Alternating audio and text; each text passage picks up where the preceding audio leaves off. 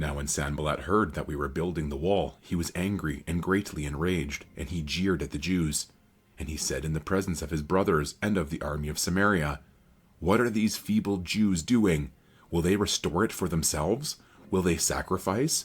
Will they finish up in a day? Will they revive the stones out of the heaps of rubbish, and burned ones at that?" Tobiah the Ammonite was beside him, and he said, "Yes, what are they building? If a fox goes up on it, he will break down their stone wall. Hear, O our God, for we are despised. Turn back their taunt on their own heads, and give them up to be plundered in a land where they are captives. Do not cover their guilt, and let not their sin be blotted out from your sight, for they have provoked you to anger in the presence of the builders." So we built the wall, and all the wall was joined together to half its height, for the people had a mind to work. But when Sanballat and Tobiah and the Arabs and the Ammonites and the Ashdodites heard that the repairing of the walls of Jerusalem was going forward and that the breaches were beginning to be closed, they were very angry, and they all plotted together to come and fight against Jerusalem and to cause confusion in it. And we prayed to our God and set a guard as a protection against them day and night. In Judah it was said, "The strength of those who bear the burdens is failing. There is too much rubble. By ourselves we will not be able to rebuild the wall." And our enemies said, "They will not know or see till we come among them and kill them and stop the work." At that time the Jews who lived near them came from all directions and said to us 10 times, "You must return to us." So in the lowest parts of the space behind the wall, in open places, I stationed the people by their clans, with their swords, their spears, and their bows. And I looked and arose, and said to the nobles and to the officials and to the rest of the people, "Do not be afraid of them. Remember the Lord, who is great and awesome, and fight for your brothers, your sons, your daughters, your wives, and your homes." When our enemies heard that it was known to us and that God had frustrated their plan, we all returned to the wall, each to his work. From that day on, half of my servants worked on construction, and half held the spears, shields, bows, and coats of mail. And the leaders stood behind the whole house of Judah, who were building on the wall. Those who carried burdens were loaded in such a way that each labored on the work with one hand and held his weapon with the other. And each of the builders had his sword strapped at his side while he built. The man who sounded the trumpet was beside me, and I said to the nobles and to the officials and to the rest of the people, "The work is great and widely spread, and we are separated on the wall, far from one another. In the place where you hear the sound of the trumpet, rally to us there. Our God will fight for us." So we labored at the work, and half of them held the spears from the break of dawn until the stars came out. I also said to the people at that time, "Let every man and his servant pass the night within Jerusalem, that they may be a guard for us by night and may labor by day." So neither I, nor my brothers, nor my servants, nor the men of the guard who followed me, none of us took off our clothes. Each kept his weapon at his right hand. Now there arose a great outcry of the people and of their wives against their Jewish brothers. For there were those who said, "With our sons and our daughters we are many, so let us get grain, that we may eat and keep alive." There were also those who said, "We are mortgaging our fields, our vineyards, and our houses to get grain because of the famine." And there were those who said, "We have borrowed money for the king's tax on our fields and our vineyards. Now our flesh is as the flesh of our brothers, our children are as their children. Yet we are forcing our sons and our daughters to be slaves, and some of our daughters have already been enslaved, but it is not in our power to help it, for other men have our fields and our vineyards." I was very angry when I heard their outcry and these words. I took counsel with myself, and I brought charges against the nobles and the officials. I said to them, "You are exacting interest, each from his brother." And I held a great assembly against them, and said to them, "We, as far as we are able, have brought back our Jewish brothers who have been sold to the nations, but you even sell your brothers, that they may be sold to us." They were silent and could not find a word to say. So I said, "The thing that you are doing is not good. Ought you not to walk in the fear of our God to prevent the taunts of the nations, our enemies? Moreover, I and my brothers and my servants are lending them money and grain.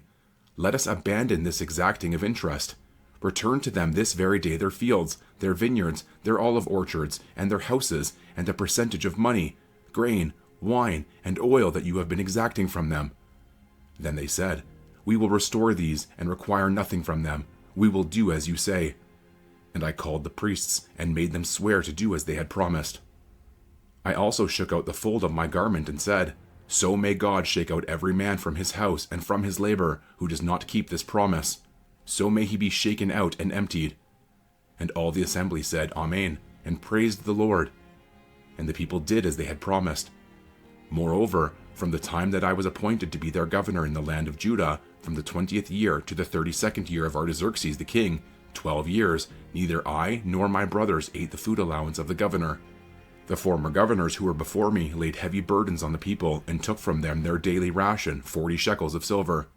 Even their servants lorded it over the people, but I did not do so because of the fear of God. I also persevered in the work on this wall, and we acquired no land, and all my servants were gathered there for the work. Moreover, there were at my table 150 men, Jews and officials, besides those who came to us from the nations that were around us. Now what was prepared at my expense for each day was 1 ox and 6 choice sheep and birds, and every 10 days all kinds of wine in abundance. Yet for all this I did not demand the food allowance of the governor, because the service was too heavy on this people. Remember for my good, O my God, all that I have done for this people. Now when Sanballat and Tobiah and Geshem the Arab and the rest of our enemies heard that I had built the wall, and that there was no breach left in it, although up to that time I had not set up the doors and the gates, Sanballat and Geshem sent to me, saying, "Come and let us meet together at Hakkephirim in the plain of Ono." But they intended to do me harm, and I sent messengers to them, saying, "I am doing a great work, and I cannot come down. Why should the work stop while I leave it and come down to you?" And they sent to me 4 times in this way, and I answered them in the same manner. In the same way Sanballat for the 5th time sent his servant to me with an open letter in his hand. In it was written, "It is reported among the nations, and Geshem also says it, that you and the Jews intend to rebel. That is why you are building the wall. And according to these reports, you wish to become their king. And you have also set up prophets to proclaim concerning you in Jerusalem, 'There is a king in Judah.'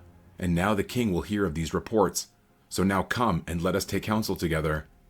Then I sent to him, saying, "No such things as you say have been done, for you are inventing them out of your own mind." For they all wanted to frighten us, thinking, "Their hands will drop from the work, and it will not be done." But now, O God, strengthen my hands. Now when I went into the house of Shemaiah, the son of Delaiah, son of Mehetabel, who was confined to his home, he said, "Let us meet together in the house of God, within the temple. Let us close the doors of the temple, for they are coming to kill you. They are coming to kill you by night." But I said, "Should such a man as I run away? And what man such as I could go into the temple and live? I will not go in."